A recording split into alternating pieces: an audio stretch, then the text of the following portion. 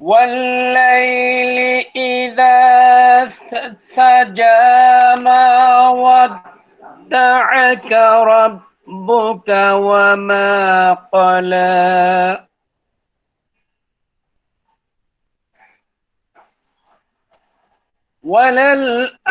وللآخرة خير لك من الأولى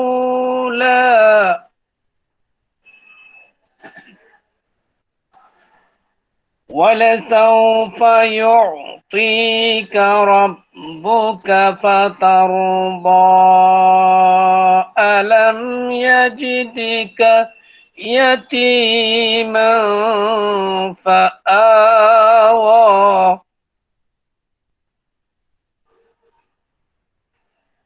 ووجدك ضالا فهدى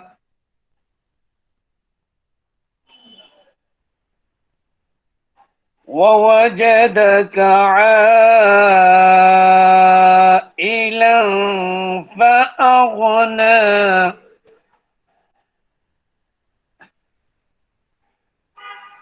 فأما اليتيم فلا تقهر وأما السائل فلا تنهر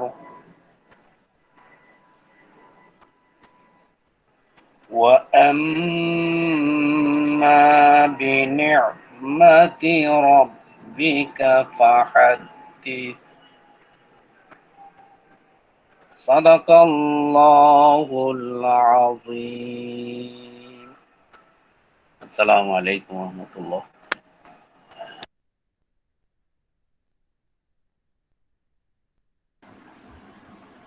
ওয়ালাইকুম আসসালাম। তাকে অনুবাদ করবেন না আমি করব?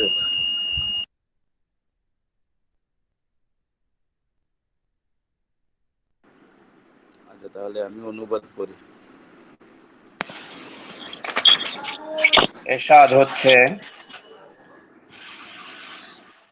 শপথ পূর্বাহ্নের, শপথ রজনীর যখন হয় নিঝুম, তোমার প্রতিপালক তোমাকে পরিত্যাগ করেন নাই এবং তোমার প্রতি বিরূপ হন নাই। তোমার জন্য পরবর্তী সময় তো পূর্ববর্তী সময়ের অপেক্ষা শ্রেয়। অচিরেই তোমার প্রতিপালক তোমাকে অনুগ্রহ দান করিবেন আর তুমি সন্তুষ্ট হইবে। তিনি কি তোমাকে ইয়াতীম অবস্থায় পান নাই আর তোমাকে আশ্রয় দান করেন নাই?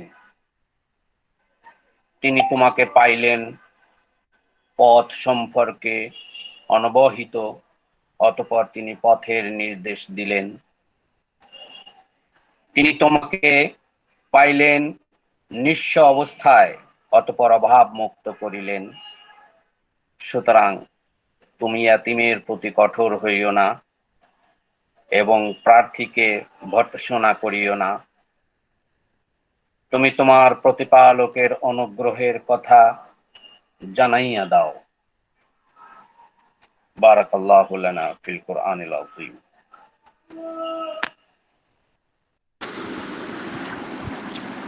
জি, আলহামদুলিল্লাহ, আমরা অত্যন্ত চমৎকার একটি তেলাওয়াত শুনছিলাম বাকি বিল্লাহ স্যারের কাছ থেকে। স্যারকে অসংখ্য ধন্যবাদ সুললিত কণ্ঠে আমাদেরকে পবিত্র কালামে হাকিম থেকে তেলাওয়াত এবং অর্থসহ অনুবাদ করে শোনানোর জন্য। আমাদের আজকের রোগী পর্যবেক্ষণ পঞ্চম পর্ব আমাদের আব্দুল হক স্যার ইতিমধ্যে যুক্ত হয়েছেন। আমরা শুরু করবো ইনশাআল্লাহ। তার আগে আব্দুল হান্নান স্যার যদি 3 মিনিট আমাদের সঙ্গীত শোনান তাহলে আমরা উপকৃত হব। স্যারের তো খুব সুললিত কণ্ঠে সঙ্গীত বলতে অনেক সময় ইচ্ছা করে। হান্নান স্যার যুক্ত আছেন? বাবা শাকুর ভাই দেখি প্রেমে পড়ে গেলেন না স্যারের? গুড। আসসালামু আলাইকুম ওয়া রাহমাতুল্লাহ। আমরা কামরুল স্যার, আপনার 10 শুরু করব, চাচ্ছি 3 মিনিটে স্যার সংক্ষিপ্ত এটি খুব ভালো বলছে হলো, আমাদের খুব ভালো হলো। স্যারকে মিস করতেছিলাম। স্যার কি চলে আসছেন সিলেট থেকে? জি জি জি, চলে জি, এসছে। জি। খুব চলে মজার এসছে। জায়গা স্যার, চলে আসলেন। সেদিন একটা, হ্যাঁ আসলেই তো সিলেট খুব মজার জায়গায়, অনেক দর্শনীয় স্থান আছে। তাছাড়া আমার প্রিয় সাকুর স্যার, কি বলবো, যাক আল্লাহ তাআলা দাদা দান করবেন তাকে। ও আপনাদের দেখা হয়েছিল না? হ্যাঁ হ্যাঁ, জি, দেখা হয়েছে স্যার, সিলেটের কই সামনে গ্রুপ? বাগানে ঘর দেখা হচ্ছে হয়েছে। আমাদের আর তো জিনিস তো। তো সেদিন আমি বাকি বিল্লাহ স্যারের কণ্ঠে যেটা শুনেছিলাম সেটা আসলে হৃদয় ছুঁয়ে গেছে। যে হে রহমান হে রহিম, আমরাই মনের আবেগে বিভিন্ন সময় হয় এই আর কি। তো ঠিক আছে, একটু অনুরোধ করছি সংক্ষিপ্ত সময়, 2 মিনিট সময় আসছে, এর মধ্যে যতটুকু হয়। আল্লাহ সুবহানাল্লাহ সুবহানাল্লাহ সুবহানাল্লাহ সুবহানাল্লাহ। জমিনি সবুজ গিলাপে ঢাকা, সুবহানাল্লাহ সুবহানাল্লাহ সুবহানাল্লাহ সুবহানাল্লাহ। আকাশে অনেক তারার মেলা, এসব প্রভু তোমারই খেলা, এসব প্রভু তোমারই খেলা। সূর্য ওঠে পূব দিগন্তে, অস্তাচলে যাই গগনে, পাখির ডাকে তোমার ধ্বনি, পাখির ডাকে তোমার গুণগান, গাই সে সকল সকাল সাঝে, সুবহানাল্লাহ সুবহানাল্লাহ। কুসুমে মধুর সুবাস মাখা, জমিন সবুজ গোলাপে ঢাকা, সুবহানাল্লাহ সুবহানাল্লাহ সুবহানাল্লাহ সুবহানাল্লাহ। আসসালামু আলাইকুম ওয়া রাহমাতুল্লাহ। সেদিন মাশাআল্লাহ। বাকি বিল্লাহ স্যারের কণ্ঠে আসলেই দরদ দিয়ে যে কণ্ঠ দিয়ে আসে, আল্লাহ তাআলা আসে, খুবই ভালো লেগেছে আমার কাছে সেদিন। মাশাআল্লাহ, আল্লাহ শুকরিয়া। আমরাই মনের আবেগে একটু করি আর কি। আসসালামু আলাইকুম। জি, আমরা শুনবো সময় সুযোগে বাকিউল্লাহ স্যারের কাছ থেকে। আমরা এখন আমাদের আজকের আলোচক অভিজ্ঞ হোমিওপ্যাথ ডাক্তার আব্দুল হক স্যারের কাছ থেকে আজকের রোগী পর্যবেক্ষণের ৫ম পর্ব, স্যারের ৫ম পর্ব নিয়ে আজকে আলোচনা করবেন। স্যার যদি প্রস্তুত থাকেন তাহলে আমি স্যারকে বিনীতভাবে অনুরোধ করছি স্যারের প্রেজেন্টেশন উপস্থাপন করার জন্য। মাইক্রোফোন স্যারের কাছে আনমিউট করে কথা বলার জন্য। জি। أعوذ بالله من الشيطان الرجيم. بسم الله الرحمن الرحيم. رب اشرح لي صدري ويسر لي أمري واحلل عقدة من لساني يفقهوا قولي. ربي زدني علما ربي زدني علما ربي زدني علما. اللهم صل على سيدنا محمد النبي الأمي. اللهم صل على سيدنا محمد النبي الأمي. اللهم صل على سيدنا محمد النبي الأمي. আলহামদুলিল্লাহ, আল্লাহ পাকের অনেক অনেক শুকরিয়া যে আমরা এই গুড নাইটের মাধ্যমে আমাদের বাংলাদেশের বিভিন্ন প্রান্তের বিভিন্ন জন আমরা একটা পরিবার হয়ে গেছি। 10টা বাজলে কেমন মনটা আর স্থির থাকে না যতক্ষণ না ঢুকতে পারি, এরকম একটা পরিস্থিতি। তো আলহামদুলিল্লাহ, তো সবাই তো আমাকে সময় দিয়ে আমাকে উৎসাহিত করেন, এজন্য আজকে আগের থেকেই ধন্যবাদ জানাচ্ছি সবাইকে। তো শুরু করব রোগী পর্যবেক্ষণ পর্ব। তো আল্লাহ যেন সঠিকভাবে বলার তৌফিক দান করেন। তো আমরা গত ক্লাসে যেখান থেকে শেষ করছিলাম, আমার যতটা মনে পড়ে যে আমরা তৃষ্ণা অর্থাৎ থার্স্ট আর হচ্ছে তৃষ্ণাহীনতা থার্স্টলেস্ট, এখান থেকেই সম্ভবত শেষ করছিলাম। তো এ পর্যায়ে আমি যে ফারুকী স্যারের বইয়ের সহযোগিতা নিয়ে উপস্থাপন করছি। তো এ পর্যায়ে আমরা জিহ্বার একটা বিষয় আছে, বাংলাদেশে বা বাংলাদেশের বাইরে বা যারাই হোমিওপ্যাথিক প্র্যাকটিস করি আমরা, তো জিহ্বাকে আমরা পর্যবেক্ষণ করি না এরকম হোমিওপ্যাথিক ডাক্তার নেই বললেই চলে। তো সেক্ষেত্রে জিহ্বাকে আমরা বেশ পর্যবেক্ষণ করি, শিশু হোক, বয়স্ক হোক, মধ্যবয়সী হোক, যে বয়সেরই হোক না কেন, আমরা জিহ্বাকে বেশ পর্যবেক্ষণ করি। তো জিহ্বাটা পর্যবেক্ষণের বিষয়টা আমরা খুব গুরুত্ব দেব। আমি অনেককে জানি যারা শুধু জিহ্বা দেখেই ওষুধ সিলেকশন করে ফেলেন, অনেক ক্ষেত্রে, সব ক্ষেত্রে না, বেশ বলা যেতে পারে তারা প্রায় 25% ক্ষেত্রে শুধু জিহ্বাকেই মূল্যায়ন করে ওষুধ সিলেকশন করে ফেলেন। তো সেক্ষেত্রে আমরা বলবো জিহ্বা যখন আমরা পর্যবেক্ষণ করি তখন জিহ্বাকে আমরা কিভাবে দেখি এবং কি দেখি, এই বিষয়গুলো আমাদের দেখতে হবে। আমরা সাধারণত নরমালি আমরা যে জিনিসগুলো করি এটা দেখি জিহ্বা সাদা বর্ণের কিনা, বাদামি বর্ণের কিনা, বা শুধু বর্ণটাই দেখি, কিন্তু আসলে জিহ্বা থেকে আমাদের অনেক কিছু দেখতে হবে। যেমন জিহ্বা ম্যাপের মতো তালি তালি কিনা, ম্যাপড মাউথ, ম্যাপ টং, এগুলো রেপার্টরিতে আছে। রেপার্টরিতে এই লক্ষণের বিপক্ষে ড্রাগ দেওয়া আছে। তো ম্যাপের মতো তালি তালি জিহ্বা এটা আছে কিনা এটা আমরা দেখব। জিহ্বা ছাল উঠে যায় কিনা, ছাল উঠে যাওয়া জিহ্বা প্রচুর পাওয়া যায়।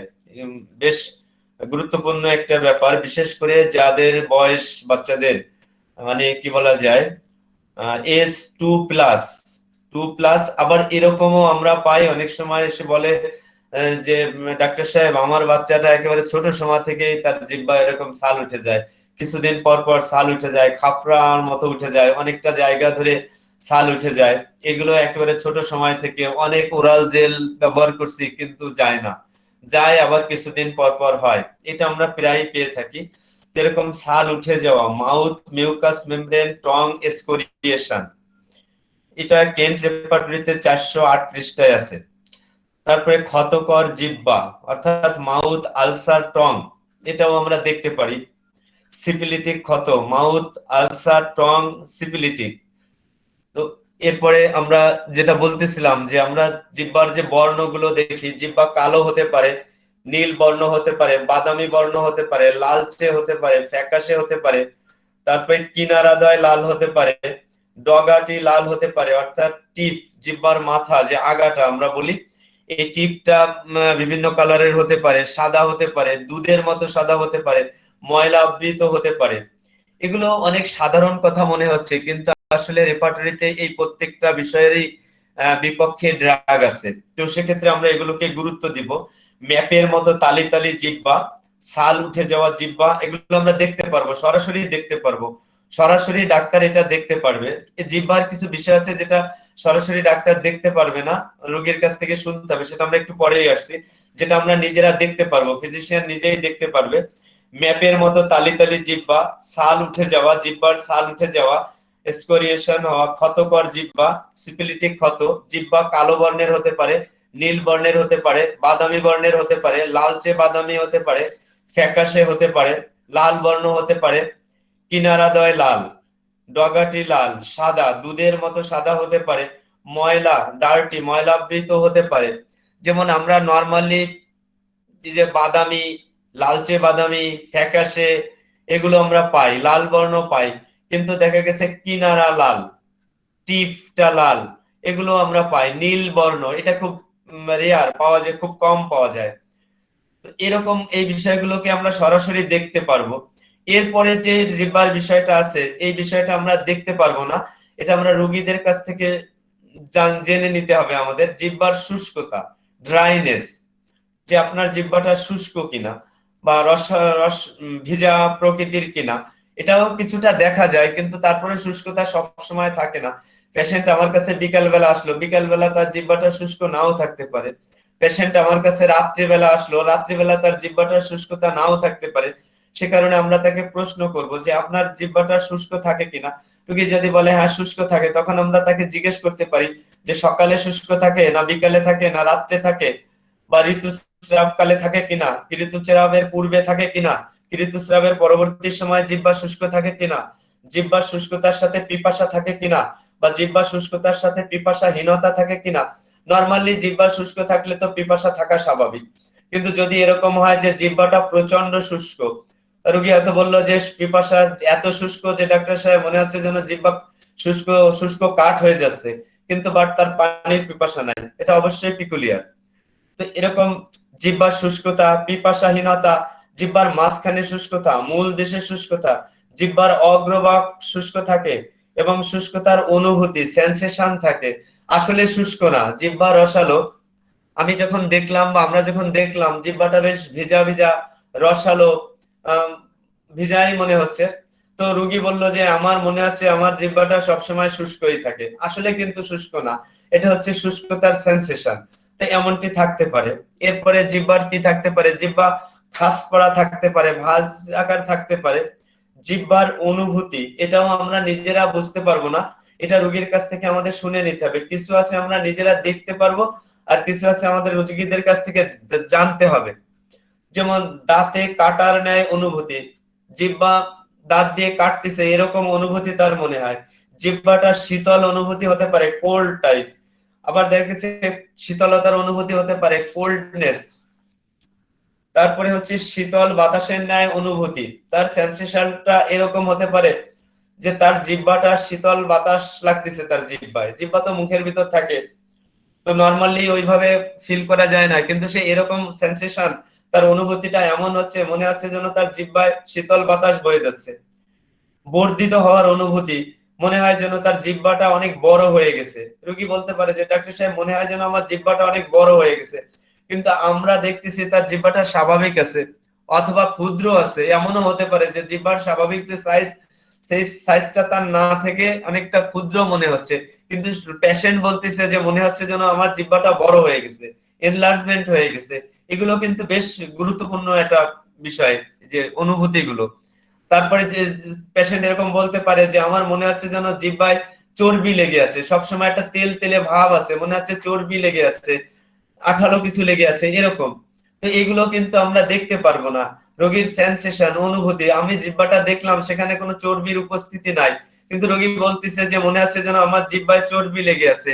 তারপরে জিহ্বাটা উত্তাপ মনে হচ্ছে, জিহ্বাটা সে হিটেড মনে করতেছে, গরম মনে করতেছে, জিহ্বাটা ভারবোধ মনে করতেছে। এগুলো কিন্তু আমরা দেখতে পারবো না, এটা হচ্ছে, এগুলো সব হচ্ছে সেন্সেশন, অনুভূতি। রোগী এই ধরনের অনুভূতির কথা প্রকাশ করবে, ভারবোধ মনে করবে, চুল থাকার অনুভূতি, এটা তো আমরা প্রায়ই পাই, প্রায়ই পাই। ডাক্তার সাহেব মনে হচ্ছে যেন আমার জিহ্বার গোড়ার দিকে কি আমার গলায়, থ্রটে কি জিহ্বার উপর মনে হচ্ছে যেন চুল জড়ায় আছে। এটা কিন্তু বেশ অনেক পেশেন্টরাই এই কমপ্লেনটা করে যে ডাক্তার সাহেব আমার মনে আছে চুল জাতীয় কিছু একটা বা সুতার মতো কিছু একটা আমার গলার দিকে জড়ায় আছে, বা আমার জিহ্বার গোড়ার দিকে জড়ায় আছে, বা মনে আছে আমার জিহ্বায় সবসময় একটা চুল থাকার মতো একটা অনুভূতি তৈরি হচ্ছে।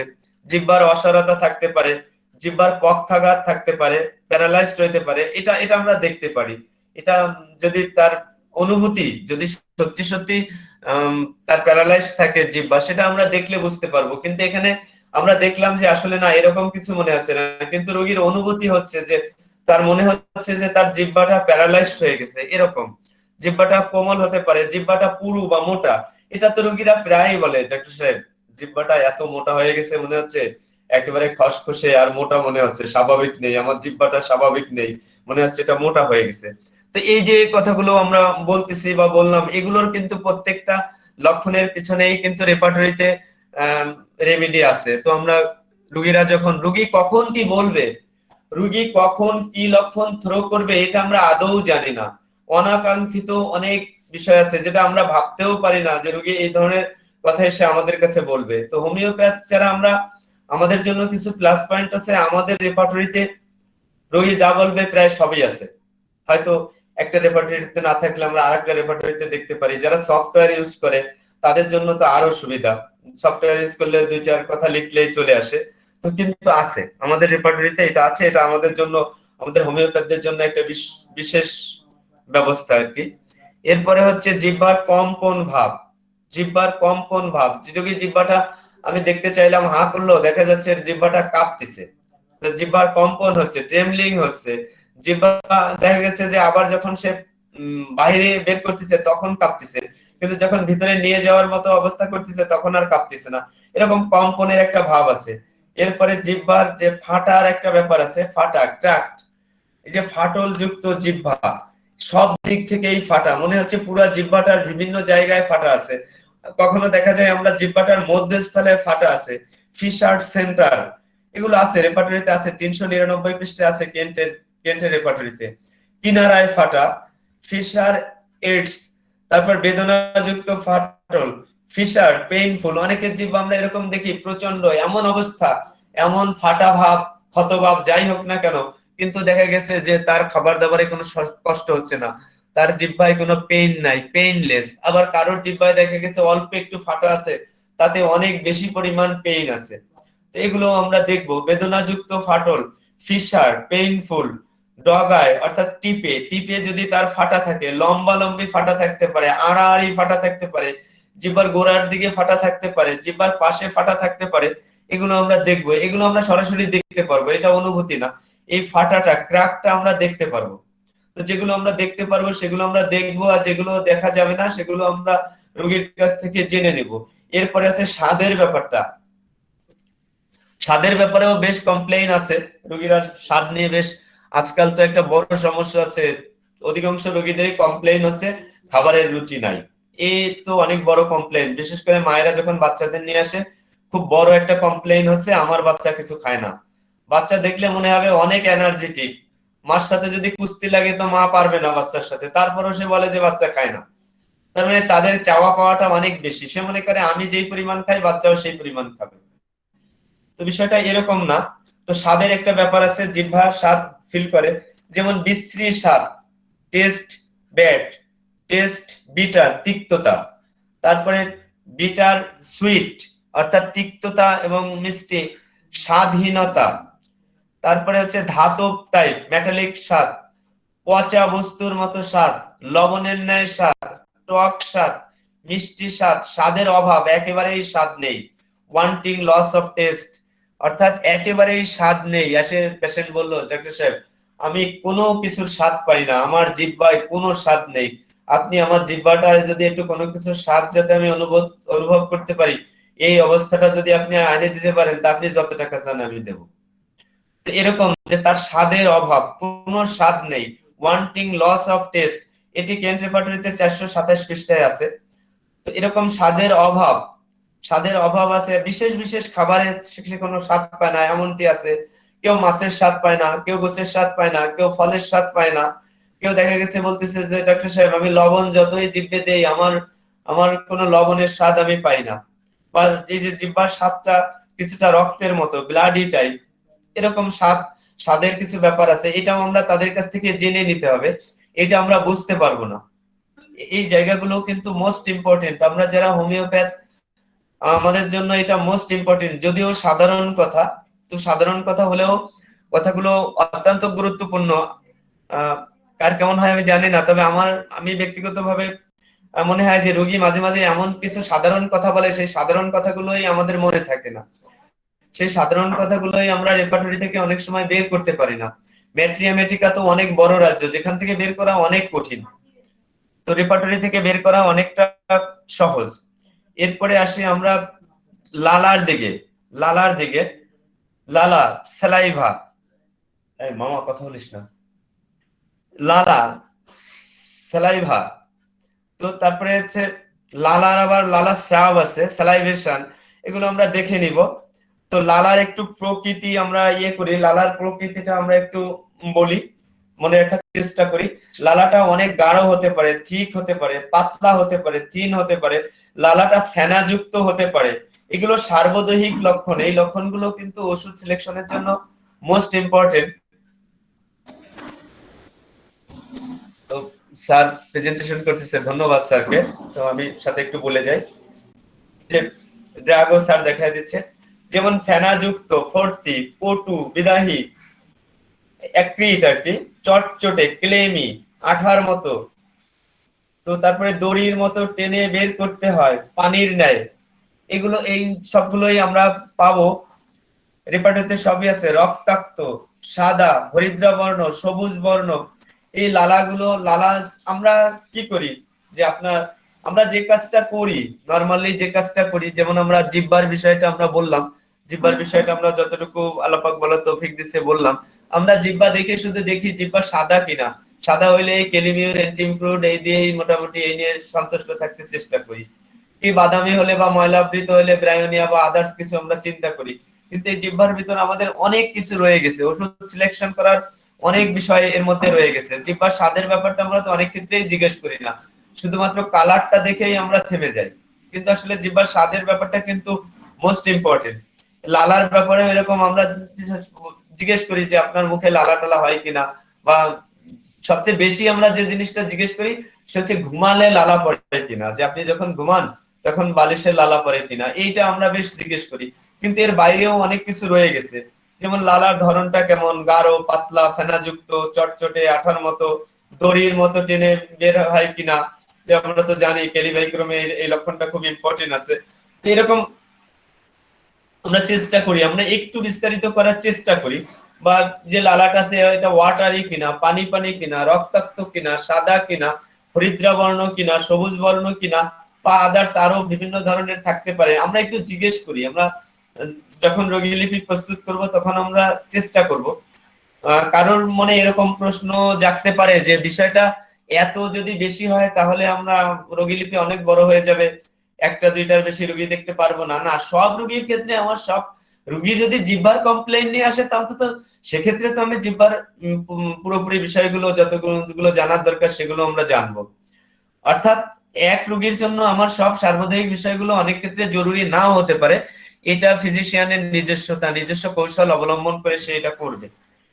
এরপরে যেমন তার যে জিহ্বায় তার দুর্গন্ধ হয় কিনা, বা টোটালে মুখ গহ্বর যেটা মাউথ, এখানে তার দুর্গন্ধ হয় কিনা, অফেন্সিভ আছে কিনা, বা অডর অফেন্সিভ এগুলো আছে কিনা, এগুলো আমরা দেখব।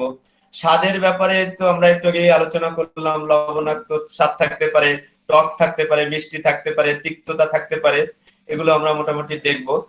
আর হচ্ছে লালাস্রাব, লালাস্রাবটাও ঠিক এই লালার মতো, এটা আমি একটু এড়াই যাচ্ছি, যে সকালে, দুপুরে, রাত্রে, বিকালে, ঋতুস্রাবের পূর্বে, ঋতুস্রাবের সময়, গর্ভ অবস্থার ব্যাপারটা আমাদের খুব মাথায় রাখতে হবে। বিশেষ করে লালাস্রাবের বিষয়টা কখনো অন্য রোগীদের ক্ষেত্রে গুরুত্বের সাথে আমরা না নিলেও, যদি রোগী প্রেগনেন্ট হয় সেক্ষেত্রে কিন্তু আমাদের লালাস্রাবটা মোস্ট ইম্পর্টেন্ট একটা ব্যাপার, এটা আমাদের মাথায় রাখতে হবে যে কোন রোগীর ক্ষেত্রে আমরা কোন বিষয়গুলোকে বেশি গুরুত্ব দিব। আমরা এই যে লালাস্রাবের বিষয়টা, যদি পেশেন্ট কোনো প্রেগনেন্ট পেশেন্ট আমাদের কাছে আসে তখন কিন্তু তার এই লালাস্রাবের বিষয়টা আমাদের খুব গুরুত্বের সাথে নিতে হবে, এই ব্যাপারটা আমাদের গুরুত্বের সাথে জানতে হবে। তারপরে হচ্ছে তার এই যে কখন, এই যে কাজের সময়, অনেক সময় আমরা দেখি রোগী যখন আমাদের সাথে কথা বলে তখন আমরা এরকমও দেখি যে কথা বলতেছে তার মুখের থেকে লালা ছিটে বের হচ্ছে, তো এটাও কিন্তু একটা মোস্ট ইম্পর্টেন্ট ব্যাপার।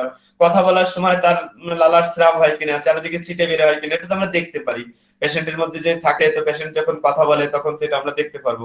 হাঁটার সময় হয় কিনা, মানসিক পরিশ্রমের সময় হয় কিনা, বা যখন সে অবনত হয়ে থাকে, দেখা যাচ্ছে চেম্বারে আসছে, তো কিছু সময় সে ডাক্তার অন্য রোগীর সাথে কথা বলতেছে, সে দেখা গেল চেয়ারের সাথে বা টেবিলের সাথে মাথা লাগায় কিছুটা অবনত হয়ে আছে, তো দেখা গেল সে সময় তার মুখ থেকে লালাস্রাব পড়ে গেল। এগুলো তো আমরা প্র্যাকটিক্যালি দেখতে পারি, তো যেগুলো আমরা প্র্যাকটিক্যালি দেখতে পারি সেগুলো আমরা প্র্যাকটিক্যালি নেব। এরপরে হচ্ছে রোগের ক্ষেত্রে ও রোগ অবস্থায়, যেমন আক্ষেপ অবস্থায়, কনভালশনের সময় যে লালাস্রাব, এটা তো একেবারে খুব একটা মোস্ট ইম্পর্টেন্ট একটা বিষয়, এটা থাকেই সাধারণত। কাশির সময়, কাশির সাথে তার লালাস্রাব হতে পারে, মাথা ব্যথার পূর্বে বা মাথা ব্যথার সময় বা মাথা ব্যথার পরে তার লালাস্রাব হতে পারে, এগুলো আমরা নেওয়ার চেষ্টা করব সার্বজনীন লক্ষণ হিসেবে।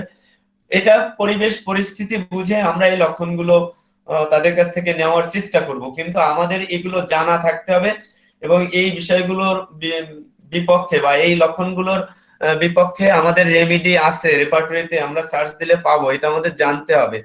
রুগী অনেক সময় দেখা যায় কি আমরা কিভাবে নিব, রুগী অনেক সময় ছোট্ট একটা কমপ্লেন, কিন্তু সে দেখা গেছে 15 মিনিট 20 মিনিট আধা ঘন্টা হোক আমরা যখন রোগীলিপি করি দেখা যায় একটা কথা সে বারবার বলে, 10 বারও বলে ফেলে অনেক সময়, কিন্তু কমপ্লেনটা ছোট, রুগীর মনের ভিতর ওইটাই বেশি বাধা বেঁধে আছে।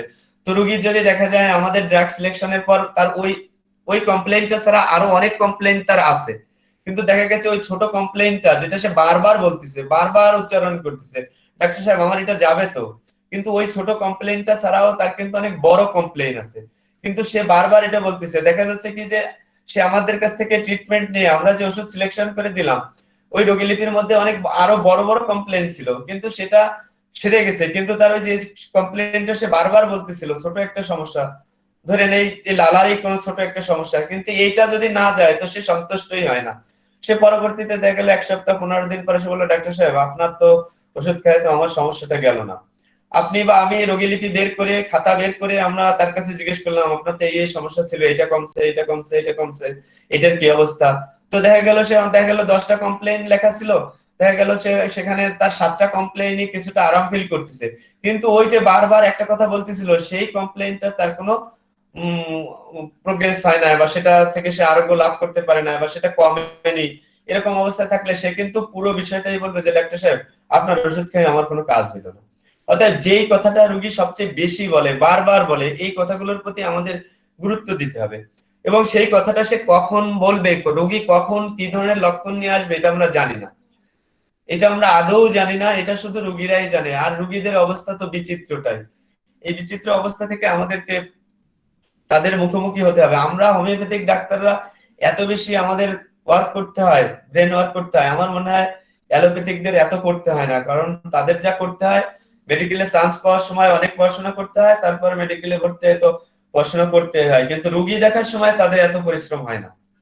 মোটামুটি টেস্টের রিপোর্ট দেখে একটা প্রেসক্রিপশন করে দিলেই তারা মোটামুটি বেঁচে যেতে পারে। এরপর আছে যে তার এই যে লালাস্রাব, অনেক সময় দেখা গেছে যে তার মল ত্যাগের পূর্বে তার লালাস্রাব হতে পারে, মল ত্যাগকালে লালাস্রাব হতে পারে, মল ত্যাগের পরে লালাস্রাব হতে পারে। এই যে এখন যে অবস্থাটা আসতেছে, যে শীতের সিজনটা, যে উইন্টার যে বিষয়টা আছে, চিল, এই দেখা গেছে শীত অবস্থার পূর্বে তার লালাস্রাব হতে পারে। যে শীতকালীন ওষুধ তো আমাদের গ্রুপে পড়া হচ্ছে, এই যে শীতকালীন অবস্থাটা, এই সময় যে শীত অবস্থার পূর্বে, শীত অবস্থায়, শীত অবস্থার পরে, উত্তাপ অবস্থায়, এরকম অবস্থায় তার লালাস্রাব থাকতে পারে। এগুলো আমরা নেওয়ার চেষ্টা করব রোগীর ধরন বেঁধে। আমরা অনেক সময় অপ্রয়োজনীয় লক্ষণও অনেক নিয়ে ফেলি, যা দিয়ে আমরা ওষুধ সিলেকশনে যেতে পারি না। তো এটা ডাক্তারের নিজস্বতা, প্রত্যেকটা ডাক্তারের কিছু নিজস্বতা আছে। এরপরে একটা মোস্ট ইম্পর্টেন্ট বিষয় যেটা নিয়ে আমরা কথা বলবো এখন, সেটা হচ্ছে ক্ষুধা, অ্যাপিটাইট। এটাও একটা সার্বদৈহিক লক্ষণ, এটাও ওষুধ সিলেকশনের ক্ষেত্রে মোস্ট ইম্পর্টেন্ট। ক্ষুধার বিষয়টা আমাদের খুব ভালোভাবে রপ্ত করতে হবে, আয়ত্ত করতে হবে, করতে পারলে আমরা আগায় যেতে পারবো। এটা মোস্ট ইম্পর্টেন্ট একটা বিষয়। ক্ষুধার প্রকৃতিটা কেমন থাকবে, ক্ষুধার ধরনটা কেমন থাকবে। আমরা রোগীলিপি করার সময় আমরা রোগীকে জিজ্ঞেস করি তো আপনার ক্ষুধা টুধা কেমন, আপনার খাবারের রুচি কেমন? রোগী বললো যে হ্যাঁ ডাক্তার সাহেব আমার খাবারের রুচি টুচি ভালো আছে। তো আমি লিখে নিলাম যে খাবারের রুচি ভালো আছে, এইটুক লিখেই আমি শান্ত হয়ে গেলাম, আর এদিকে আগাইলাম না। এমনটি একজন হোমিওপ্যাথিক ফিজিশিয়ানের কাজ হইলে সে সফল না হওয়ার সম্ভাবনা খুব বেশি। তো রোগী বললো যে আমার মোটেই খাবারের রুচি নাই ডাক্তার সাহেব, আমি খেতে টেতে পারি না। তো আপনার দেখে মনে হচ্ছে রোগী তো বেশ এনার্জেটিক, তার কথাবার্তা, হাবভাব, তার অঙ্গভঙ্গি, গেস্টার যেগুলো আছে তাতে মনে হচ্ছে যে তার এনার্জি লেভেলটা খুব ভালো আছে। তো তারপরে সে বলতেছে ডাক্তার সাহেব আমি তো একদম খেতে পারি না। যেমন ওই যে মাইন্ডের কিছু মেটাফরিক ব্যাপার আছে, যে রোগী বেশ মোটাসোটা তারপরে বলে যে আমি কাবু হয়ে যাচ্ছি, থুজা বা সালফার জন্য এরকম কি ওষুধ আছে। তো এরকম এই ক্ষুধার ব্যাপারটাও আমরা সেইভাবে নেওয়ার চেষ্টা করব। ক্ষুধার অভাব, তারপরে আছে খেয়ালি ক্ষুধা, মানে ক্ষুধা কি বলা যায়, এটা মানে খামখেয়ালি টাইপ হতে পারে, বা খেয়ালি টাইপ হতে পারে, বা এলোমেলো হতে পারে। এই সবাই খাচ্ছে দেখতেছে তো তার ক্ষুধা লেগে গেছে। আমার এই বড় মেয়েটার ছোট সময় দেখছি, সে সময় আমি এই পেশায় আসি না, সে দেখা গেছে টিভিতে খাবার খাওয়া দেখলেই তার ক্ষুধা লেগে যেত, খাইতে চাইতো। এই যে একটা খেয়ালি ক্ষুধা, আমার কাছে মনে হচ্ছে এটা ভালো উদাহরণ। তো তো দেখা গেছে যে আমার যে বড় মেয়েটার কথাই বললাম, সে যখন ছোট ছিল আমি এই পেশায় আসি নাই, তো ওই যে টিভি চললে টিভির ভিতর যদি কোনো খানা দানার পর্ব আসতো তখন তার ক্ষুধা লেগে যেত। এটা খেয়ালি ক্ষুধার একটা উদাহরণ হতে পারে। বর্ধিত ক্ষুধা, অনেক বেশি ক্ষুধা, ইনক্রিজড অ্যাপিটাইট, ইনক্রিজড রাক্ষসে ক্ষুধা, অ্যাপিটাইট রেভেনাস এক্সেসিভ, এগুলো আমরা সব পাবো। এগুলো সব রেপার্টরিতে আছে, সব রেপার্টরিতে আছে, ম্যাট্রিয়ামেটিকাতেও আছে। ম্যাট্রিয়ামেটিকাতে না থাকলে তো রেপার্টরিতে থাকতো না, ম্যাট্রিয়ামেটিকাতে না থাকলে রেপার্টরিতে থাকতো না। তো রেপার্টরি থেকে আমরা সহজে বের করতে পারি, ম্যাট্রিয়ামেটিকা থেকে বের করাটা একটু কঠিন হয়ে যায়। এজন্য আমরা রেপার্টরিও চর্চা করব, আর ম্যাট্রিয়ামেটিকা তো আমরা চর্চা করি। ম্যাট্রিয়ামেটিকা প্রতি সবচেয়ে বেশি গুরুত্ব দেওয়া হয়, তো পাশাপাশি যদি আমরা রেপার্টরির দিক গুরুত্ব দিই আমরা আরো আগায় যেতে পারবো। এবারে আসি আমরা ক্ষুধার সময়। ক্ষুধার সময় অনেক পেশেন্ট এসে বলে, ডাক্তার সাহেব আমি রাতে একটু খেতে পারি, সারা দিনে তো খেতে পেতে পারি না।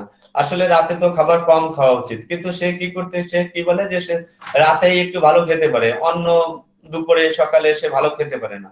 কোন পেশেন্ট এসে বললো যে ডাক্তার সাহেব আমার সকালবেলা ঘুম থেকে ওটা খাওয়াই লাগবে, না খাইলেই নয়, না খাইলে আমি এক পাও বাড়াইতে পারি না, ঘুমের থেকে উঠে কোনো রকম কষ্ট করে নামাজটা পড়ি, তারপরেই আমার খাওয়া লাগবে। এই যে রোগীর বৈচিত্র্যতা, কারো সকালে ক্ষুধা লাগে, কারো সন্ধ্যায় ক্ষুধা লাগে, দেখা গেছে মাগরিবের নামাজ পড়েই তার খেতে হবে, এরকম কমপ্লেইনও পাওয়া যায়। অনেকে দেখা গেছে রাত ডিপ নাইট না হলে খায় না, যতই হোক সে চিন্তা করে যে আমি একটু রাত গভীর হলে খাইতে পারি, কিন্তু গভীর রাতে খাওয়া তো স্বাস্থ্যসম্মত না, তারপরে তার অভ্যাস হয়ে গেছে, সে সেভাবে এটা করে। ক্ষুধার বৃদ্ধি, যেমন দেখা যাচ্ছে তার ঋতুস্রাবের পূর্বে তার ক্ষুধার বৃদ্ধি হতে পারে, ঋতুস্রাব চলা অবস্থায় তার ক্ষুধা বৃদ্ধি হতে পারে। আবার দেখা গেল অনেক পেশেন্ট এরকম হতে পারে যে ঋতুস্রাবের সময় তার কোনো ক্ষুধাই থাকে না, খেতে পারে না, একটা বিরক্তি বা অস্বস্তি ভাব থাকে, ঋতুস্রাব চলে গেলে তারপরে সে ভালো খেতে পারে। তো এরকম ঘর্ম অবস্থায় যখন তার ঘাম থাকে তখন তার ক্ষুধার বৃদ্ধি হয়। যেমন দেখা গেছে যে কোনো পেশেন্টের ভিতরে এরকম থাকতে পারে যে সে স্ত্রীর সহবাসের পরে তার ক্ষুধার অভাব থাকে, যেদিন সে স্ত্রীর সাথে মেলামেশা করে সেদিন পরের দিন আর তার ক্ষুধাই থাকে না, কি একটা পিকুলিয়ার লক্ষণ। এরকম রোগী যদি এই ধরনের কমপ্লেইন করে, এটা ম্যাট্রিয়ামেটিকা থেকে বের করা অনেক কঠিন, রেপার্টরি থেকে সহজে বের করা যায়। যেমন গর্ভ অবস্থায় ক্ষুধা বৃদ্ধি, আমরা তো নরমালি জানি গর্ভ অবস্থায় অরুচি দেখা দেয়, গর্ভ অবস্থায় প্রাথমিকভাবে অরুচি দেখা দেয় 3 মাস 4 মাস 5 মাস, অনেকের ক্ষেত্রে পুরো প্রেগন্যান্সি পিরিয়ডটা ধরেই তার দেখা যায় অরুচি দেখা দেয়, কিন্তু এখানে বলা হয়েছে গর্ভ অবস্থায় ক্ষুধা বৃদ্ধি, এটা একটা পিকুলিয়ার লক্ষণ। তো কোন রোগী যদি এরকম কমপ্লেইন করে যে আমি তো জানি না যে প্রেগন্যান্সি রোগীরা এরকম কমপ্লেইন করবে, আমি একজন নতুন চেম্বার দিছি, এরকম নতুন একজন পেশেন্ট আসছে, তো পেশেন্ট এসে আমাকে এই ধরনের কমপ্লেইন করলো, আমি তো জানি না এটা কিভাবে পাবো। তবে আমার যদি রেপার্টরি জানা থাকে, তো আমার তো রেপার্টরি মুখস্থ করে রাখতে পারবো না, তো আমার জানা থাকলে আমি দেখা যায় 2-4 সেকেন্ডে বা 2-1 মিনিটে, সর্বোচ্চ নয় 5 মিনিটই লাগলো, আমি বের করে ফেলতে পারবো। রোগী কখন কি বলবে এটা কিন্তু আসলে আমরা কেউ জানি না, কখন কি লক্ষণ নিয়ে আসবে এটা আমরা কেউ জানি না। 1 সেকেন্ড আমি একটু পানি খাই নিই।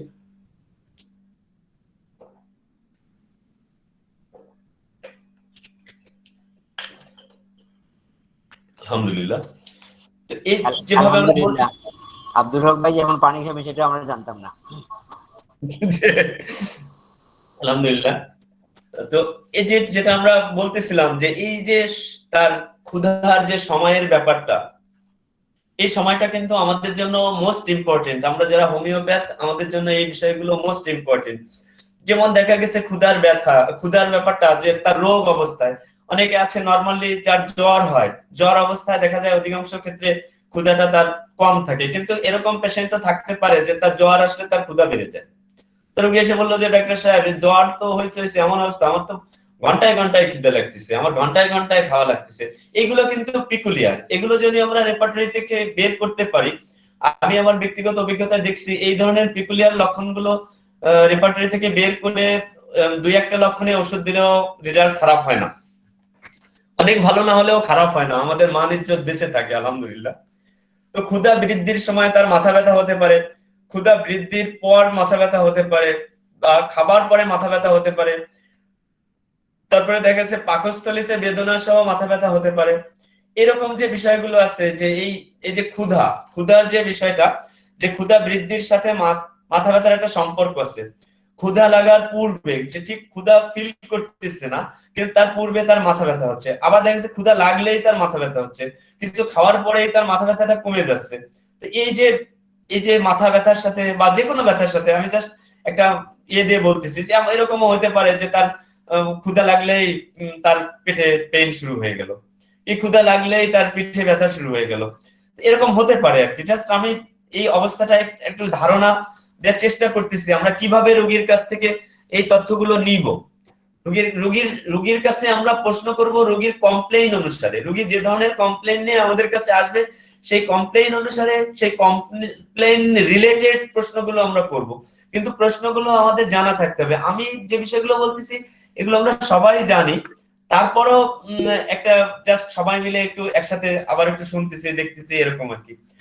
যেমন দেখা গেছে যে তার ক্ষুধার সাথে তার বমি ভাব আছে, ক্ষুধা লাগলেই তার বমি ভাব শুরু হয়ে যায়, নশিয়া দেখা দেয় ক্ষুধা লাগলেই, বা দেখা গেছে যে বমি করার সাথে সাথে তার ক্ষুধাটা বেড়ে গেল, বা রাক্ষসে ক্ষুধা, কিন্তু দেখা যাচ্ছে তার প্রচন্ড ক্ষুধা, এত বেশি খায় কিন্তু বাট সে শীর্ণ, একেবারেই জীর্ণ শীর্ণ, কিন্তু সে প্রচন্ড পরিমাণে খায়।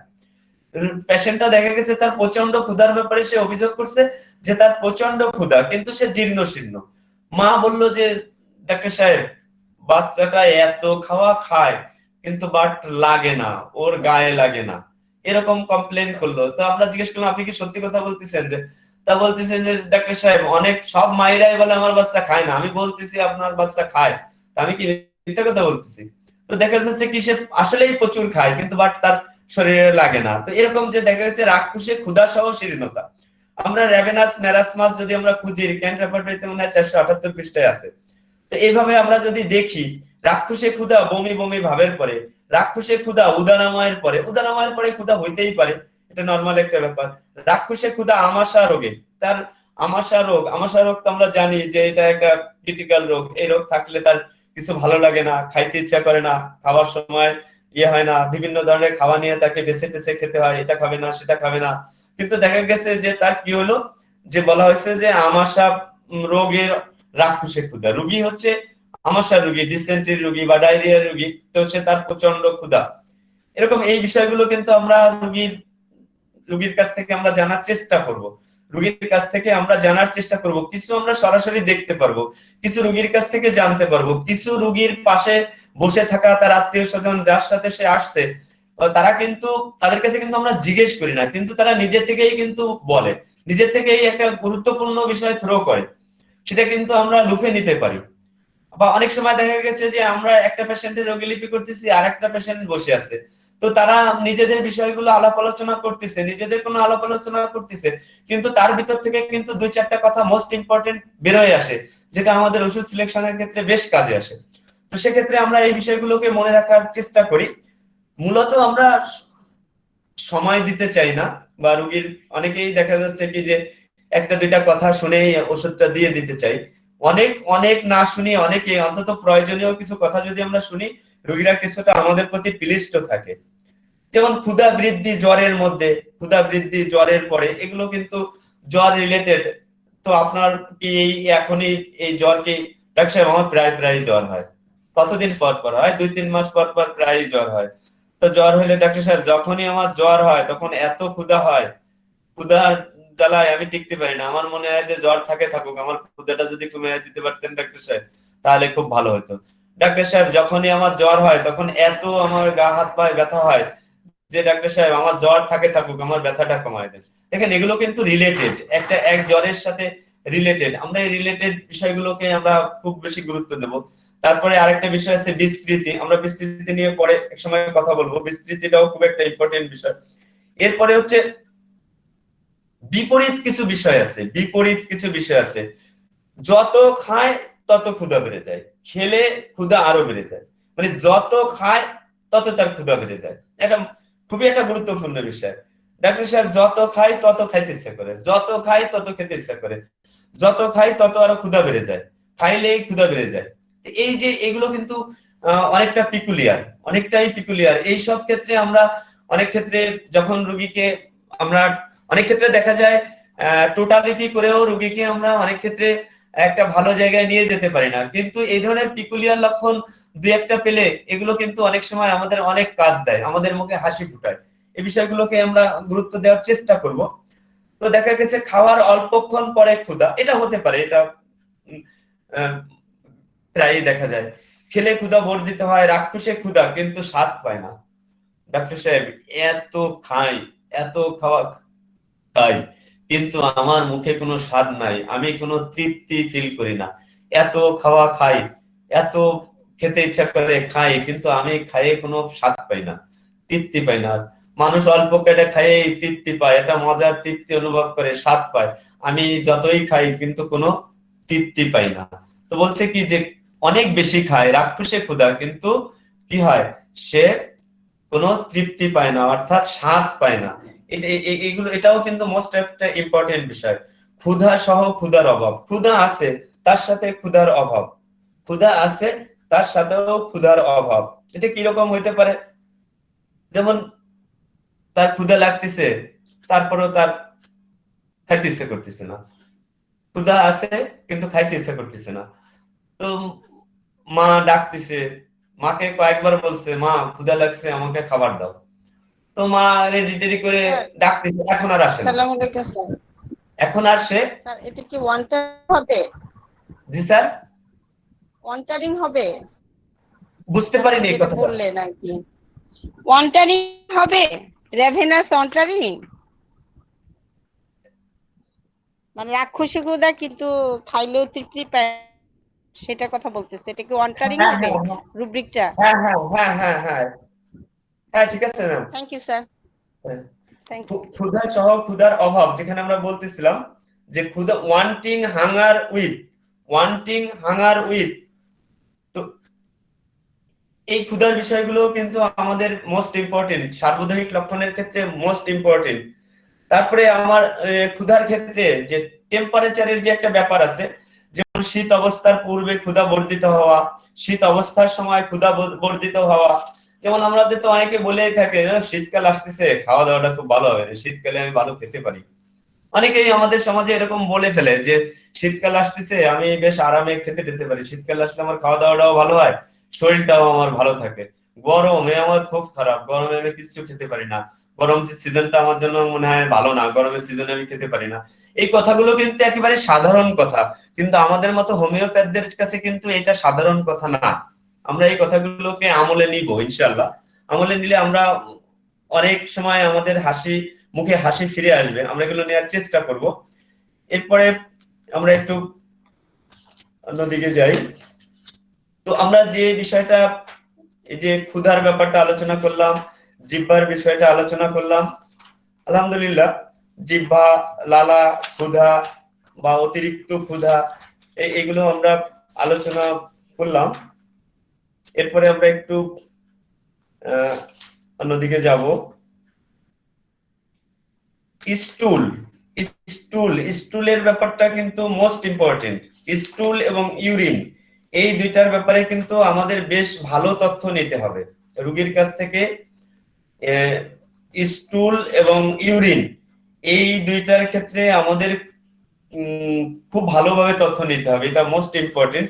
স্টুলের ব্যাপারে একটু আমরা বলার চেষ্টা করতেছি, যেমন স্টুলের প্রকৃতিটা কেমন থাকবে, স্টুলের প্রকৃতিটা, ধরনটা কেমন থাকবে, কিভাবে আমরা রোগীর কাছ থেকে তথ্য নেব।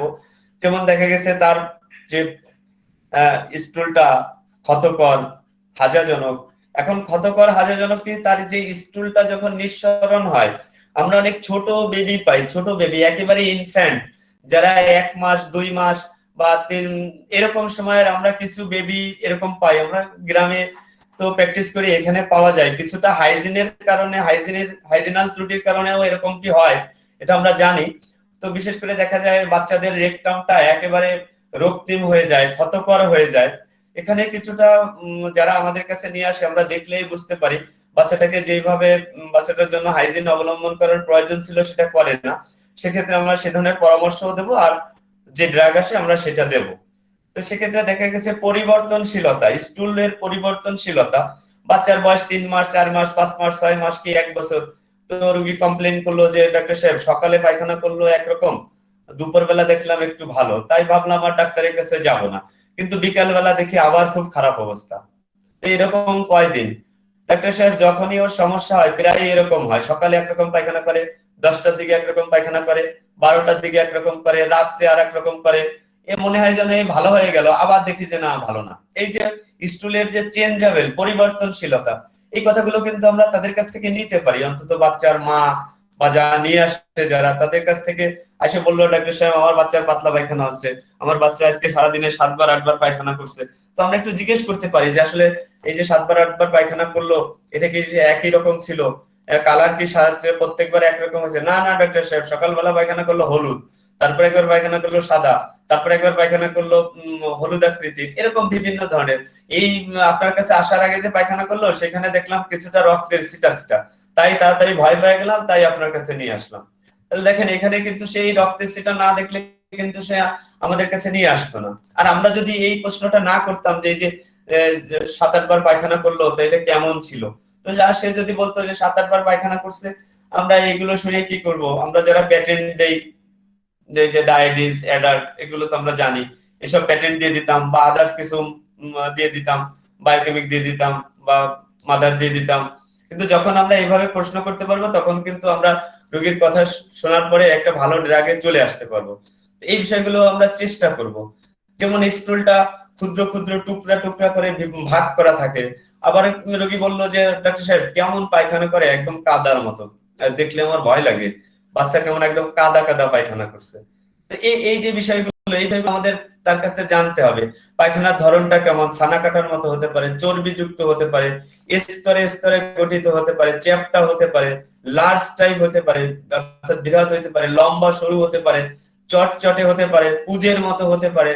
ডাক্তার সাহেব বাচ্চা পায়খানা করে ছাগলের পায়খানার মতো, কথার কথা আর কি, যে ডাক্তার সাহেব যে ছাগলের পায়খানার মতো বড়ি বড়ি পায়খানা করে বাচ্চা, তা দেখতে কেমন? আর ছাগলের পায়খানা তো কালো কালো, কিন্তু বড়ি বড়ি, কিন্তু কালো কালো না। তো এরকম এই যে কথাগুলো আমরা আলোচনা করতেছি এর প্রত্যেকটার বিষয় রেপার্টরিতে যদি আমরা দেখি আমরা এগুলো পাবো, এগুলো রেপার্টরিতে আছে, আমরা চর্চা করলে যারা পাবো। রেপার্টরি দিয়ে সহজে পাওয়া যায়, ম্যাথমেটিকায় নাই কথা আমি বলছি না, ম্যাথমেটিকায় তো অবশ্যই আছে, তা নাহলে রেপার্টরিতে আসতো না, কিন্তু রেপার্টরি থেকে আমরা সহজে বের করতে পারবো। আর ম্যাথমেটিকা থেকে বের করা আমাদের জন্য একটু কঠিন হয়ে যাবে। আর ম্যাথমেটিকাটা বিভিন্ন জন বিভিন্ন ভাবে লিখছে, তো সেক্ষেত্রে আপনি লক্ষণগুলো আমার কাছে সাপোজ 2টা বা 3টা বা 5টা বা 10টা ম্যাথমেটিক আছে, এমনও হতে পারে যে যে লক্ষণটা রেপার্টরিতে আছে আমার কাছে যে কয়টা ম্যাথমেটিক আছে তার একটাও নাই, এমনটিও হতে পারে। সেক্ষেত্রে আমরা ম্যাথমেটিকার পাশাপাশি রেপার্টরি চর্চা করার চেষ্টা করব। তো তারপরে বললো যে ডাক্তার সাহেব বাচ্চার পায়খানা দেখতে কেমন আলকাতরার মতো, এরকম আলকাতরার মতো। তো এরকম যাদের ম্যাথমেটিক্যাল নলেজ খুব ভালো আছে, যে হাসান মির্জার মতো যাদের ম্যাথমেটিক্যাল নলেজ অনেক ভালো আছে, অনেক ভালো, তারা তো এগুলো তাদের মনে আছে, তারা অনেক করছে। কিন্তু আমরা যারা কম পড়ুয়া লোক, আমাদের জন্য কিন্তু রেপার্টরি অনেক ভালো। তো এইভাবে আমরা প্রশ্ন করে রোগী লিপিতে এগুলো লিখবো আমরা। তো তারপরে আছে যে নরম বা শক্ত, এরকম কিছু ব্যাপার আছে স্টুলের ব্যাপারটা, হার্ড বা সফট, বা কিরকম বল লাইক, বলের মতো, পিত্তযুক্ত, ভেঙে ভেঙে পড়ে, শুষ্ক মল হতে পারে, কঠিন মল হতে পারে, প্রথমে শক্ত পরে নরম, অথবা প্রথমে নরম পরে শক্ত, এরকম হতে পারে, পর্যায়ক্রমে কঠিন বা নরম, পোড়ানোর মতো কঠিন, গাঢ় গাঢ়, গোটা গোটা দলা দলা, নরম পাতলা একেবারে পানির মতো, শক্ত যা সহজে বাঁকে না, এরকম, বা জলবৎ, এরকম আমরা জিজ্ঞেস করবো। এই কথাগুলো মেইন না, আমরা তাকে মোটামুটি জিজ্ঞেস করব, 2-4টা কথা জিজ্ঞেস করার পরপরই কিন্তু রোগীরা বলে দেয়, বেশ বলে, রোগীরা বেশ বলে দেয়। তো এইভাবে আমরা যদি একেবারে জিজ্ঞেসই না করি, শুধুমাত্র এতটুকুই বললো যে আজকে 7-8বার পায়খানা করছে আর আমরা ওষুধ দিয়ে দিলাম, এমনটি আমরা না করি, এমনটি আমরা করব না, আমরা যারা হোমিওপ্যাথ ইনশাআল্লাহ আমরা চেষ্টা করব। এরপরে আছে যে বারের কথা, যে বার বা সংখ্যা কতবার করে, টাইমের ব্যাপার আছে। যেমন আমরা সবাই জানি যে সকালবেলা 2-3বার টয়লেট করে আর সারাদিনে টয়লেট করে না, টয়লেটের পরিমাণ অনেক বেশি থাকে, কোনো কোনো ম্যাথমেটিক্যাল লেখা আছে মালসা মালসা, মানে অনেক বেশি পরিমাণ করে। তারপরে দেখা গেছে কি যে অনেক গন্ধ থাকে, এই বাসায় বসে পায়খানা করলে পাশের 2-3 বাসার লোকজন টিকতে পারে না, এরকম আমরা তো জানি পডোফাইলামে এই লক্ষণটা আছে। তাহলে টাইমিং এর তো অবশ্যই গুরুত্ব আছে। কেউ দেখা গেছে সারাদিনে টয়লেট করে না, শুধু রাতে টয়লেট করে। কেউ দেখা গেছে প্রতিদিন যে খাবার যতবার খাবে ততবার টয়লেটে যাবে। ডাক্তার সাহেব আমার বাচ্চাটার এমন অবস্থা যে যতবার খায় ততবার টয়লেটে যায়, যতবার খায় ততবার টয়লেটে যায়। এক্ষেত্রে কিন্তু আমরা সময়ের ব্যাপারটাও মাথায় রাখবো। তো সময়ের ব্যাপারে দিবাভাগে রাত্রে শুধুমাত্র দিনে, সকালে, সন্ধ্যায়, দেখা গেছে সে যতবার ঘুমায়, সে যদি অল্প সময়ের জন্য ঘুমায়, দুপুর বেলা খাওয়া দাওয়ার পর একটু ঘুমাইলো, উঠেই তার টয়লেটে যেতে হবে, রাতে ঘুমানোর পর সকালে তো যেতেই হবে, বা দৈব কোনো কারণে যদি দিনের বেলা অন্য কোনো সময় একটু ঘুমাইলো, তো তার অভ্যাস হচ্ছে যে যতবার সে ঘুমাবে ততবার তার টয়লেটে যাওয়া লাগবে, এমনটিও হতে পারে। তো জাগ্রত হলে, অর্থাৎ এখানে হচ্ছে জাগ্রত হলে, অর্থাৎ সে ঘুমানোর পর জাগ্রত হলেই তার টয়লেটে যেতে হবে, বা কারো দেখা গেছে শুধুমাত্র সকালে জাগ্রত হলেই যাওয়া লাগবে। এরকম এই বিষয়গুলোকে আমরা চেষ্টা করব করার। যেমন মধ্যরাতে সকালে নাস্তার পরে, যেমন দেখা গেছে এমন একটা অবস্থা, আমার কাছে বছরখানেক আগে, একটা বছর 2-3 আগে, তখন আমি তাকে আসলে এভাবে রেপার্টরি চর্চাটা আমার ছিল না, সে বলতেছে ডাক্তার সাহেব কি একটা ঝামেলা, কি ঝামেলা, সকালবেলা নাস্তা টাস্তা খায় যখন ড্রেস করি, চেঞ্জ করি, অফিসে যাব, ইনটিন করছি, সেই সময় আমার টয়লেটের হয়ে গেছে। তো দেখেন এটা কি একটা ঝামেলার ব্যাপার, যে প্রতিদিন এই একটা অবস্থা, কিন্তু আমি সময় নিয়েও দেখছি, তো আমার তো টয়লেটের বেগ আসে না। তো যেই আমি শার্ট পরি, প্যান্ট পরি, ইন করি, সেই সময় আমার টয়লেটের বেগ আসে, আবার আমার ড্রেসটা চেঞ্জ করে আবার টয়লেটে যাই, এসে আবার করতে হয়, প্রতিদিন এই একই সমস্যা। দেখেন এখানে কিন্তু টাইমিং এর গুরুত্ব অনেক অনেক বেশি। এই বিষয়গুলোকে আমরা মাথায় আমাদের রাখতে হবে, রাখলে আমরা আগায় যেতে পারবো। তো এভাবে আমরা খাবারের পরে বৃদ্ধি, বা খাবারের উপশম, অতিরিক্ত খাবার খাওয়ার পর তার টয়লেটে যেতে হয়, খাবার খাওয়ার সময় বৃদ্ধি, রাত্রে খাবার খাওয়ার পর বৃদ্ধি, পানি পান করার পর বৃদ্ধি, বা প্রতিদিন একই সময় তার মল ত্যাগ করতে হয়। এই যে বিষয়গুলো কিন্তু বিশেষ করে স্টুল, ইউরিন, পাসপাইরেশন, এগুলো কিন্তু আমাদের জন্য মোস্ট ইম্পর্টেন্ট। সার্বদৈহিক লক্ষণ নেওয়ার ক্ষেত্রে এগুলো আমাদের জন্য মোস্ট ইম্পর্টেন্ট, অনেক ইম্পর্টেন্ট। আমরা এগুলোকে চেষ্টা করব।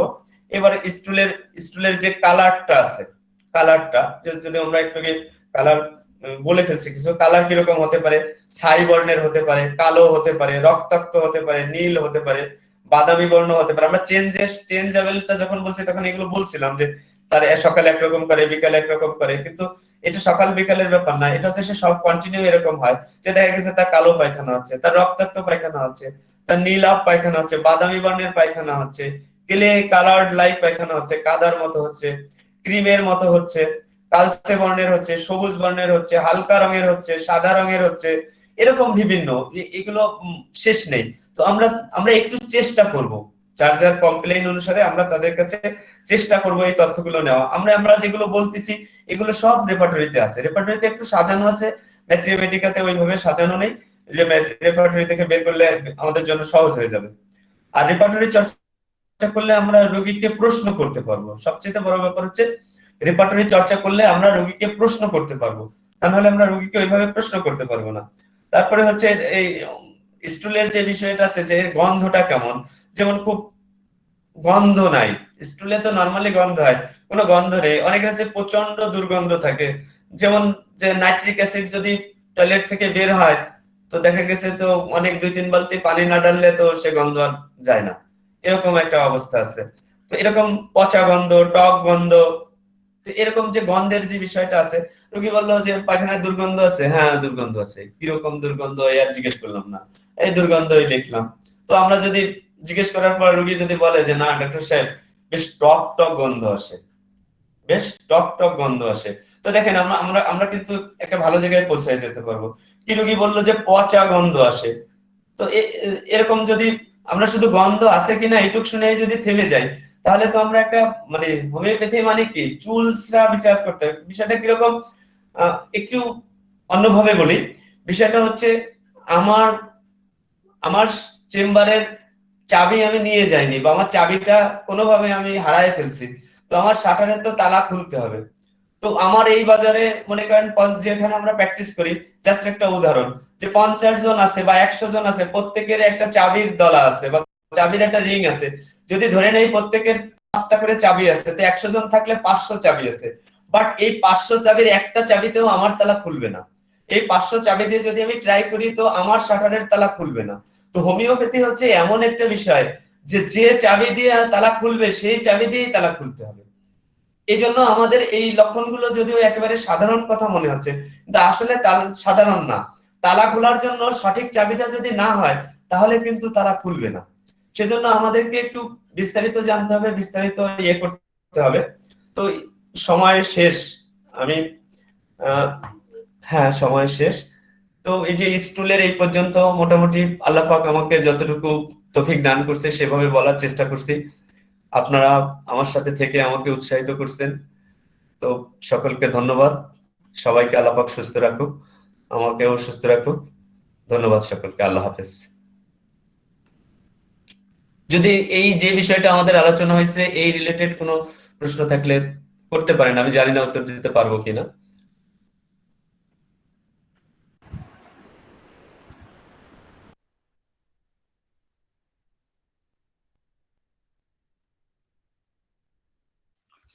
আর এটা প্রশ্ন না, আলহামদুলিল্লাহ, খুব সুন্দর প্রশ্ন না স্যার, বিষয়টা হচ্ছে স্যার আপনি তো 5টা সেশন ইতিমধ্যে ফেসিলিটেশন করলেন, আমাকে ফেসিলিটেট করলেন, আলহামদুলিল্লাহ।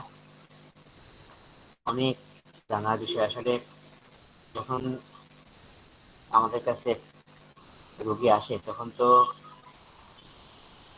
আসার পরে কোনো রোগীদের তাড়াহুড়া থাকে, আবার প্রেক্ষাপটে থাকে এনভায়রনমেন্ট, রোগী কিভাবে আসলে আমাদের সাথে কথা বলবে, তার কমিউনিটি অনুসারেও রোগী আসে। দেখা গেলো যে বস্তি থেকে আসতেছে, ঝুপড়িবাসী থেকে। আমরা যেখানে প্র্যাকটিস করি, আমি যেখানে প্র্যাকটিস করি সেখানে ভিন্ন ভিন্ন ধাপের পেশেন্টরা আসেন। আমরা খুব একেবারে হাই অফিসিয়ালরা আসেন। এই সমস্ত প্রশ্ন স্যার আপনি যেখানে খুবই গুরুত্বপূর্ণ।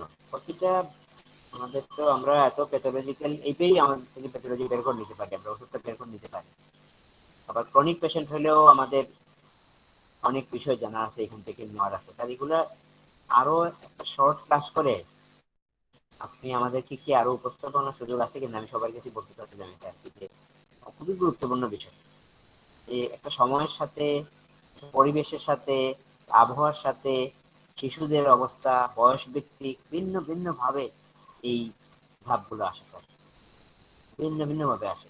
গরমের সিজনে একজন হচ্ছে, শীতকালে একজন হচ্ছে। পাতলা পায়খানা একটা মানে কোন সময় একটা মারাত্মক পাতলা পায়খানা শুরু হলে একটা এলাকায় দেখি আমাদের এই সমস্ত বস্তি এলাকায় শুরু হলে তো আর থামে না, অনেকজনের হচ্ছে। তবে অনেকের মধ্যে পার্থক্য, আবার অনেকে দেখা যায় মিল পাচ্ছি শিশুদের মধ্যে।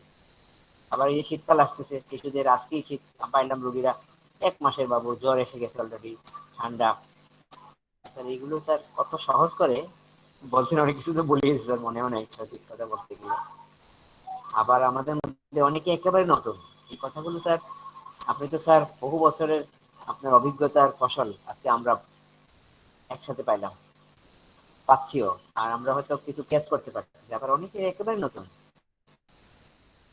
ধন্যবাদ স্যার আপনার আজকে সেশনের জন্য। আলহামদুলিল্লাহ, সেশন অর্গানাইজারদেরকেও ধন্যবাদ জানাই যে আমাদের জন্য এই গুরুত্বপূর্ণ বিষয়গুলো বারবার সামনে এনে আমাদেরকে দিচ্ছেন, যাতে আমরা সচেতন হই, সেশনটা নিয়ে আমরাও যাতে রোগীদের কন্ট্যাক্ট করতে পারি ভালো করে।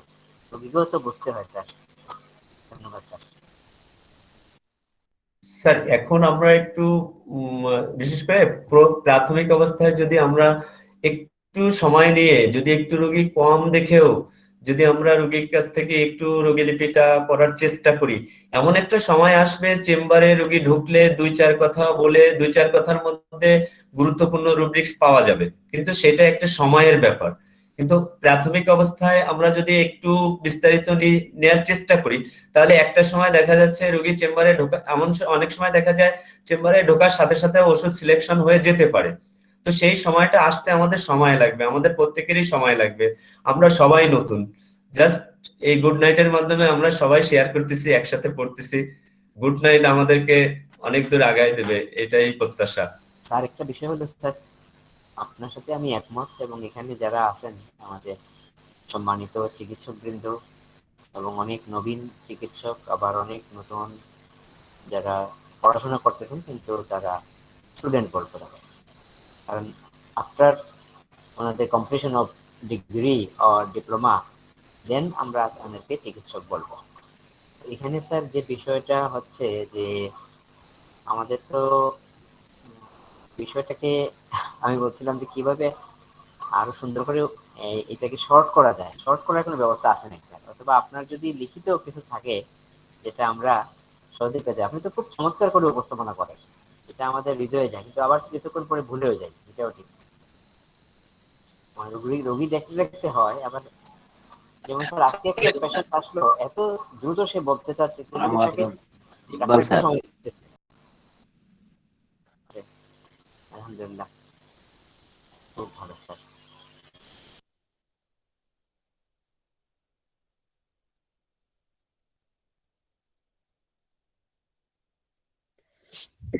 জি স্যার, ইকবাল জুল্লুল মসজিদ স্যার যে মূল্যায়ন করলেন, আমরা এর সাথে সহমত, এবং সরবরাহ যারা করতেছেন মাশাআল্লাহ, আল্লাহর শুকরিয়া। তাদেরকে আরো সমৃদ্ধ জ্ঞানে আমাদেরকে সমৃদ্ধ করুন, আমিন। আলহামদুলিল্লাহ, শীতের রাত 11:09 অনেক। তো আমাদের class formally Abdul Shakur sir বলেন। আচ্ছা স্যার মাফ করবেন জুয়ার্জা স্যার, কালকে তো কোরআনের শিক্ষার ক্লাস আছে না সকালে স্যার? সকালে ক্লাস আছে, একটু দোয়া করেন স্যার। আমি একটু সিক, আমার এখনো হেড পেইন হচ্ছে, হেড পেইন হচ্ছে, ফরহেডে লাগছে। কালকে যদি আল্লাহ সুস্থ রাখে ইনশাআল্লাহ হবে ইনশাআল্লাহ। আপনার কথা শুনে বোঝা যাচ্ছে আপনি অসুস্থ।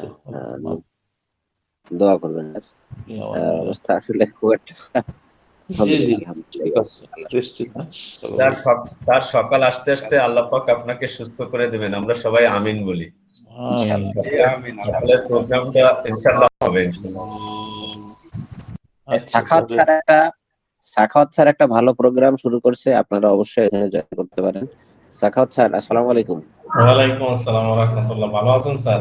জি স্যার, আলহামদুলিল্লাহ। আপনি অ্যাডটা দেখলাম, খুব ভালো একটা উদ্যোগ, এবং উনি একটা এক্সেপশনাল ডক্টর। আমার কাছে যা মনে হয়েছে, আমরা মনে হয়